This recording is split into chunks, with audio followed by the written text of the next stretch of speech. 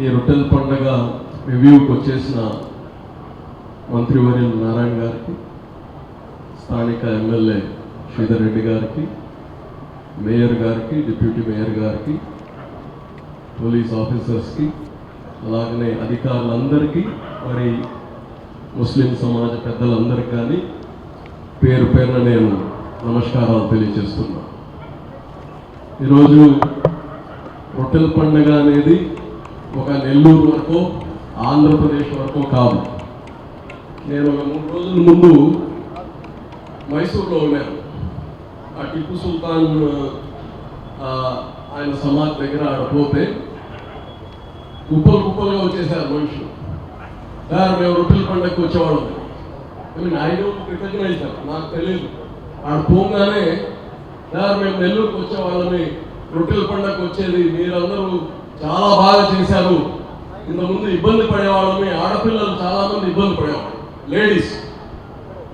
2014 ముందు ఎవరికి కానీ బేసిక్ వసతులు ఏం కావాలి?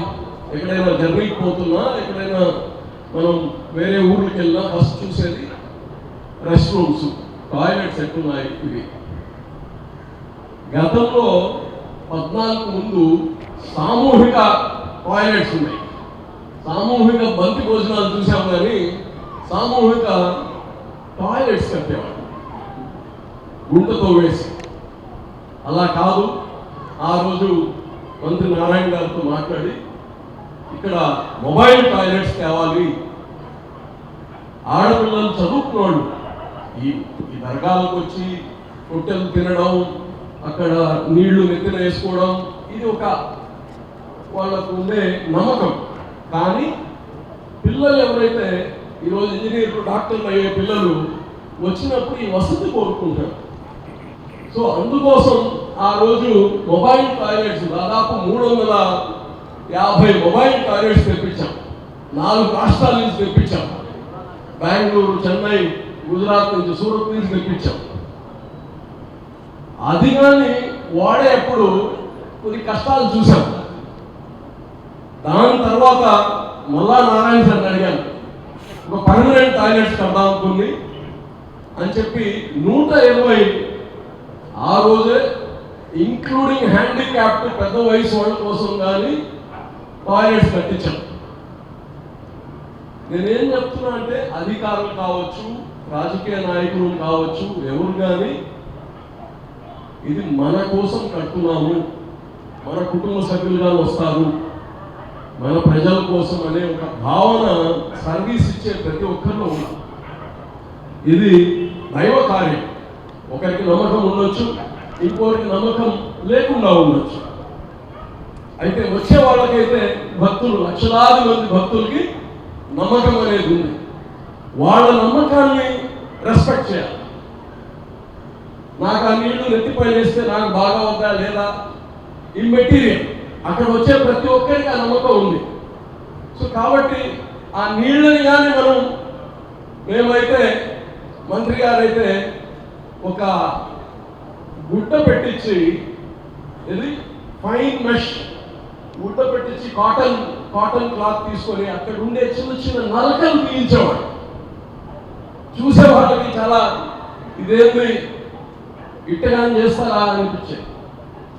ఒక కాగితం ముక్క లేకుండా క్యాంపస్ మొత్తంలో లక్షలాది మంది వస్తారు, పిల్లలతో వస్తారు, టీలు తాగుతారు, ఆ కాగితాలు ఆ కప్పులు పడేస్తారు. ఎలా ఉండేదంటే, మేము ఆ రోజు నేను మేయరు, 54 మంది కార్పొరేటర్లు ఉండేది, అందరూ పనిచేసేది. శానిటేషన్ వర్కర్స్తో పాటు మేము కానీ పనిచేసేది. దాన్ని మేము తీసాము, ఇప్పుడే 5 నిమిషాల ముందు తీసాము, మళ్ళా పడిపోయింది అని చెప్తే వారు ఒకటే చెప్పేది, వాళ్ళు ఇప్పుడు వేస్తారు అని కాసుకొని ఉండాలి. క్రికెట్ దగ్గర వికెట్ కీపర్ కాసుకున్నట్టు, బాల్ ఇప్పుడు వస్తుందని ఇప్పుడు వాళ్ళు వేస్తారని కాసుకొని దాన్ని తీయాలంట. సో ది ఆబ్జెక్టివ్ ఈజ్, వాళ్ళు వేయకుండా ఉండరు, వాళ్ళు వేస్తారు, మనం తీయాలి. ఆ శానిటేషన్ని క్లీన్ పెట్టాలి. చిన్న పేపర్ ముంతగానే తీశారు. దానికి ఒక డెడికేషన్ కావాలి, శాంక్టిటీ ఉంది.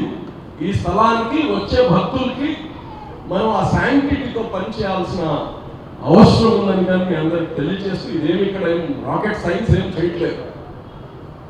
మీ అందరూ మనసుతో పనిచేయాలి, వచ్చే భక్తులకి ఇబ్బంది లేకుండా చేయాలి. పోలీస్ కానీ చాలామంది ఇక్కడ అలవాటు ఉండే పోలీస్ ఎవరైతే ఉన్నారో వాళ్ళకి నేను ఎలా జరుగుతుంది.